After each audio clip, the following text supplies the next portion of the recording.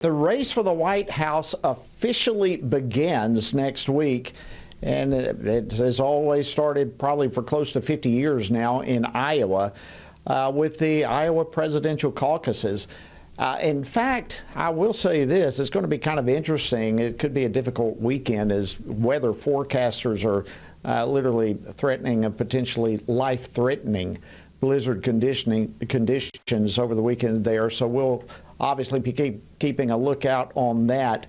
But while we're watching the weather, obviously the races and the developments in these caucuses are majorly on all of our radars. And here to talk about it is Matt Carpenter. He's the director of FRC Action. Matt, thanks so much for joining me today. Good to have you. Great to be here, Jody. Thanks for having me. Well, let's start with the big picture, shall we say, that being 2024 elections as a whole, kind of 30,000-foot view. How's it look? So of the two major political parties, the Republicans have a much more dynamic primary at the moment. Now, former President Donald Trump, in most of the polling, has about a 30 to 40 point lead in most of the states. In fact, in the Real Clear Politics polling average, his lead, as of the average of polls that have been done on the Republican field, has him almost at 50%. So he's been leading the way here. For him, it's mostly about meeting expectations going into Iowa. If he falls short of that number, then a lot of the other campaigns can say, hey, he's not as strong as we thought he was, and they've got some momentum going into New Hampshire. We recently had former New Jersey Governor Chris Christie drop out, and he had a relatively small share of the Republican electorate, the polling was telling us, and so it remains to be seen. Is that faction going to now move towards Florida Governor Ron DeSantis or former UN Ambassador Nikki Haley? And now, it's time to stop the campaigning and time to start filling those gymnasiums in Iowa.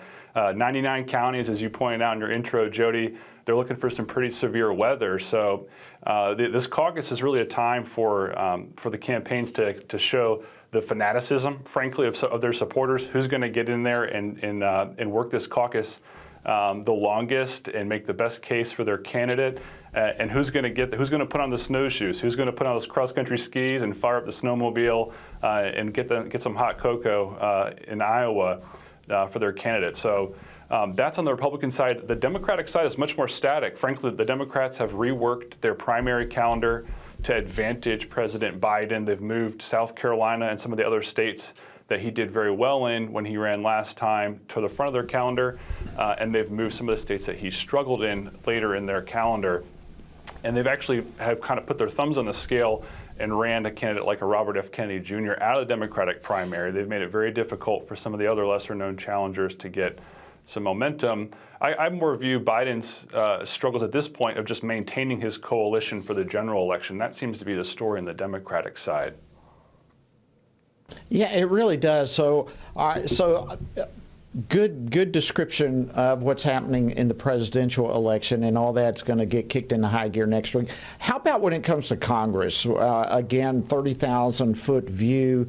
I think, we look at both the House and the Senate, exceedingly thin majorities, be it in the House or the Senate. What's the bird's eye view as to what to expect on those races? Most of the election forecasters, Jody, I'm looking at they're looking at the Senate map really as the one that's maybe going to flip. You've got 33 senators up for re-election in 2024, 23 of whom are currently held by Democrats, only 10 of which are held by Republicans. So as far as the Senate environment, it's very favorable for the Republican Party at the moment, especially with West Virginia Senator Joe Manchin stepping down. A lot of folks are saying that's looking like a pretty solid Republican pickup there. That would already put them at that 50-seat threshold, provided they win all the elections they're supposed to win. Now, I'm also looking at places like Arizona and Montana and Michigan and Nevada and Ohio as well. And even Wisconsin, too, are kind of listed as some of these Senate races that are going to pick up some significant investment on the campaign side. They're going to draw credible challengers to incumbents. If there's an open seat, you're going to have credible primary challengers. It's going to be something to watch on the Senate side. Now, for the House, as you pointed out, we've got some very tight margins we're working with, and I think if we're not at a record tightness in the House right now, we're probably going to be there soon. But there's probably about 20 or 30, depending on who you're listening to, races on the House side that are going to be they're basically a toss-up at this point. It's going to be about who can get the best candidate in the race, who can raise the most amount of money, who can persuade swing voters. Things are heating up. It's only January, Jody. Yeah, and you're right. It's only January, but it's like this is already at my best count, Matt. As I look at this in the House, of course, where I just came from, but we already had only a 4-person majority, and now we have the absence of Kevin McCarthy. George Santos is gone. Bill Johnson is gone. My best count, we're down to about a 1 majority. That's never been here. So these races, when you talk about 20 counties or 20 races or so, incredibly important. All right, what kind of resources do we have available to help people as they're trying to sort through all this? What do we have that can help people? Yeah, I would encourage our audience to check out frcaction.org. We've got a voter resources page where we've got our voter guides available. In fact, the presidential primary voter guide is up there. Your audience can check that out, and they can see where the candidates running for president stand on the issues that we care about.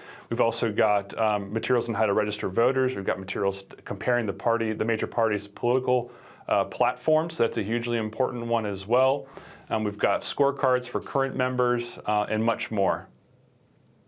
All right, so what would you encourage our audience, listeners and viewers to do as we head into this primary season?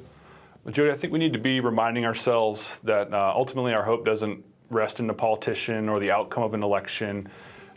It's in what God has for us, our identity in Christ. But we do need to be involved in these elections. It's important that we hold members to account who've harmed faith, family, and freedom, and that we support candidates who are going to make improvements on those fronts for the gospel.